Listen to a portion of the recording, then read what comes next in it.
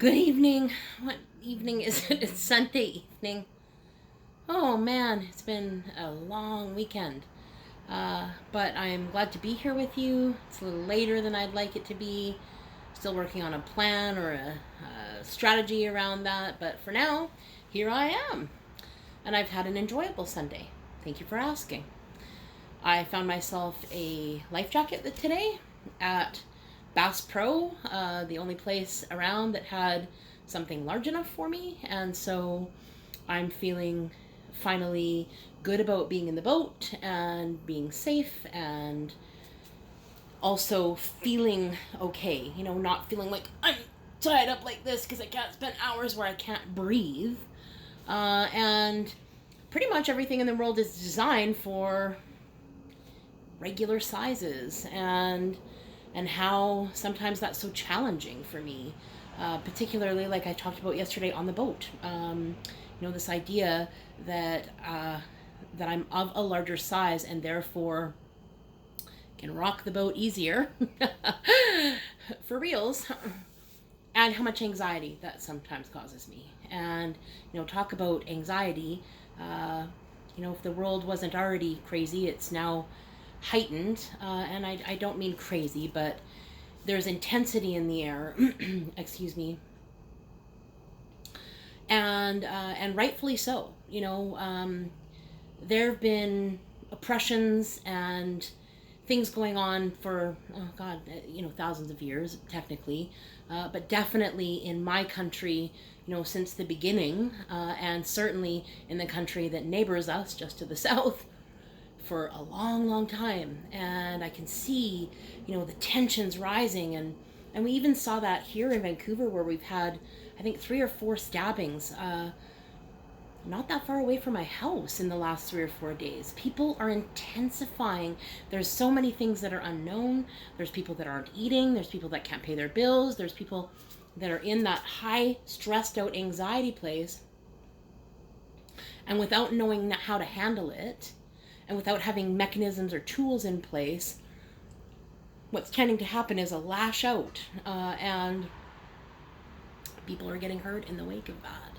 And today, in today's day and age, in 2020, it is hard for me to fathom that racism is so rampant, and yet there's evidence all around me, and it's not just the stuff that's happening in the States.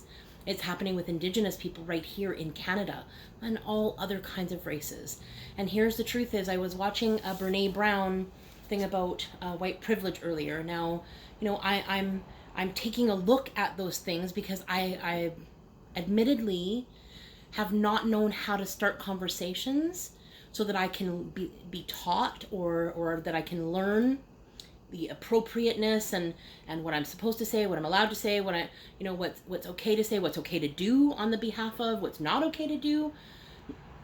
And trying to navigate that sometimes gets really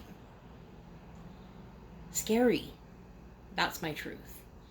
And afraid to say anything just in case I offend anyone. And that, unfortunately, is the feeling of oppression. It's the feeling of not being able to share and not being able to understand. And so what Brene Brown said that I really appreciated was, admitting that I have benefited from white privilege, absolutely. I don't tend to have a clear grasp on what it means yet, or an understanding to the depth that I'd like to, but I'm willing to learn.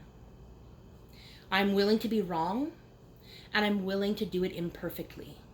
And I think up until now, I've just been, anxiety-ridden, scared, and had 1,000 other things, pulling and drawing on me. And at this point in time, I'm taking a look at all of these things, like I'm sure all of you are doing as well. It's hard not to take a look at things that are blaringly staring us in the face and are all around us. There was a protest in Vancouver today, Black Lives Matter. Fully support, everybody being able to say what it is that they need to say, be validated, be seen, be heard, be recognized.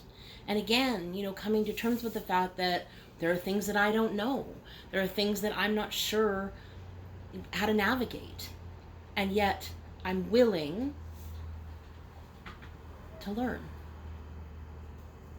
And being that I've been a lifelong learner and dedicated to learning at every step of the way, I'm okay that some of my opinions that I had 5, 10, 15, 20 years ago, that I have now gained new information that has changed and altered the way that I look at something, and ultimately has then changed my behavior in that direction, and or my understanding or my level of understanding, deepening those things, and that things that I would have behaved like years and years ago are not habits of mine anymore. But because I became conscious of them, because I started to watch myself, because I started to understand that freaking out all the time at other people and causing loads of stress to other people with my anger and aggression, with my inability to harness that stuff and just have it spew, you know.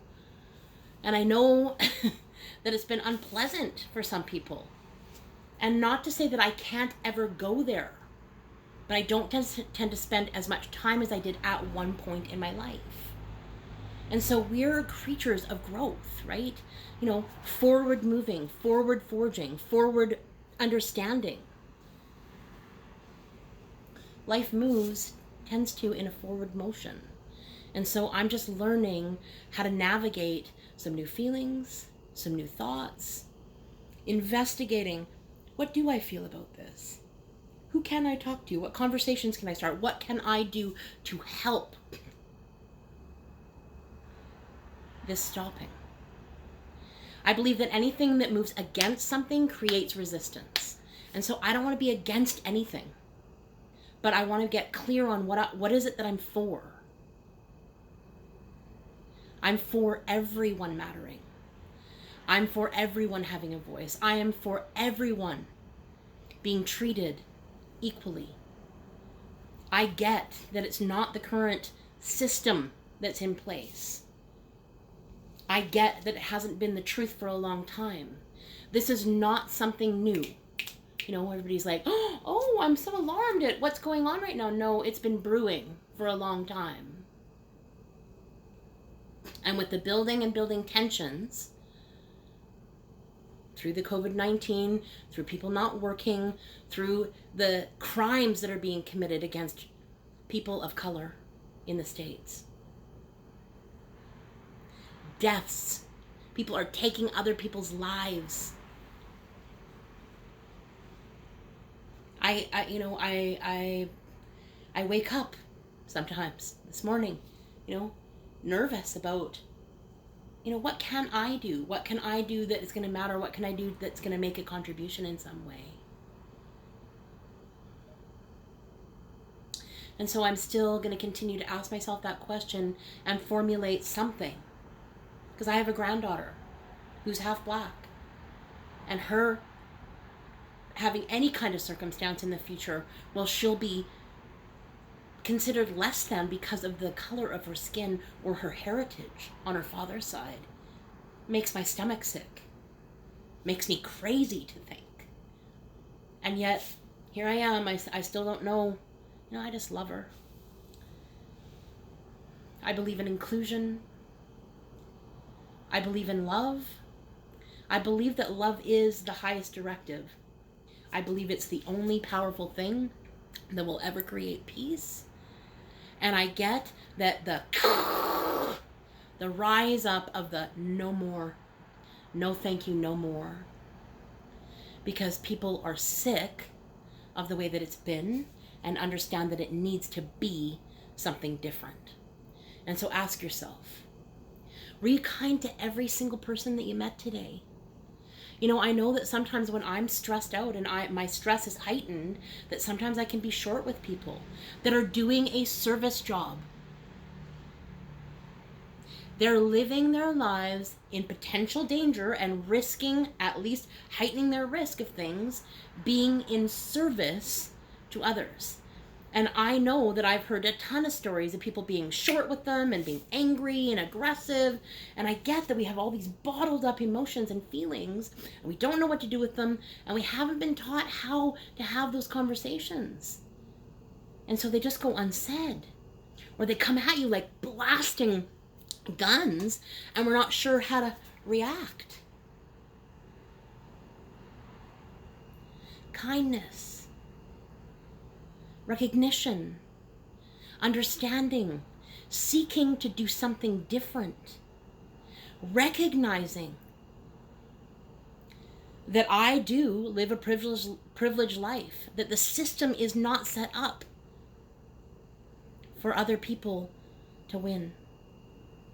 I'm ready to listen.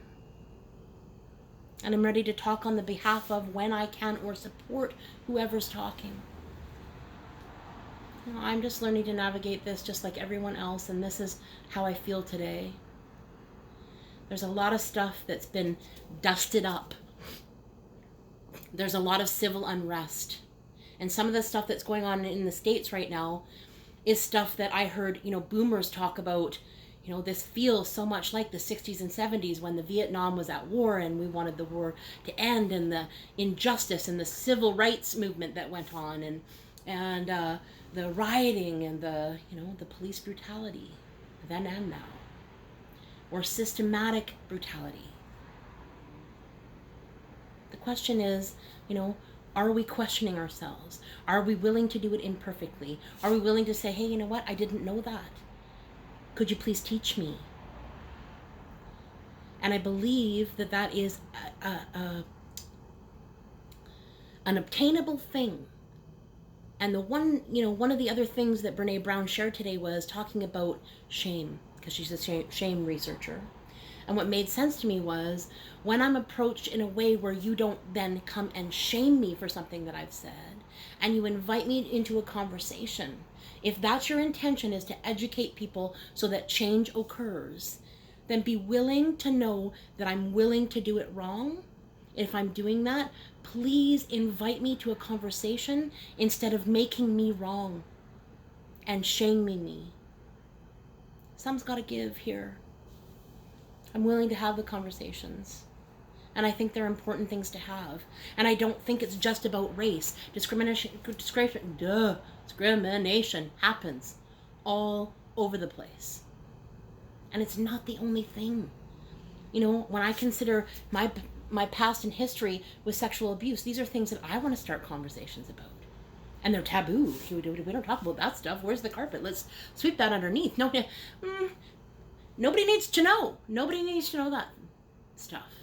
And the problem is, as long as we keep these things in the shadows, as long as we do not start these conversations, as long as we keep these things hidden away and secret and it'll settle.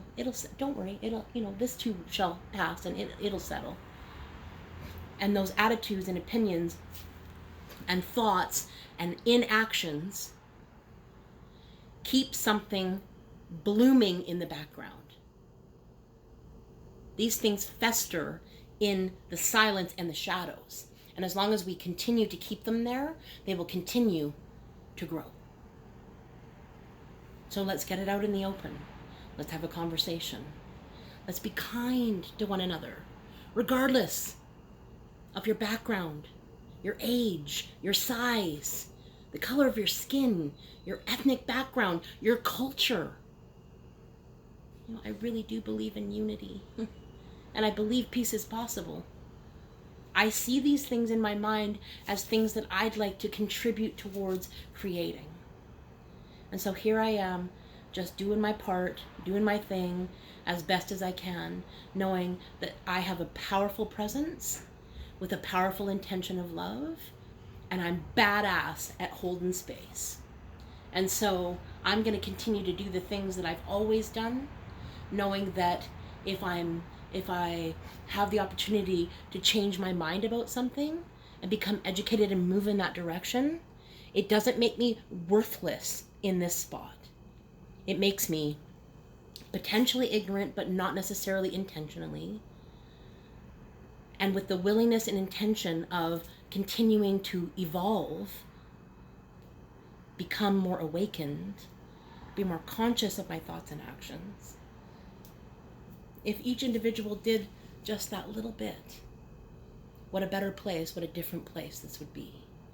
Support local businesses, support local families, Be kind to everyone that you meet on the bus, in your travels, in the stores, if they're in service to you, or shopping beside you. Be kind. We're all in this together. So much love out there. Happy Sunday evening. I hope you have a restful sleep, and I'll see you tomorrow.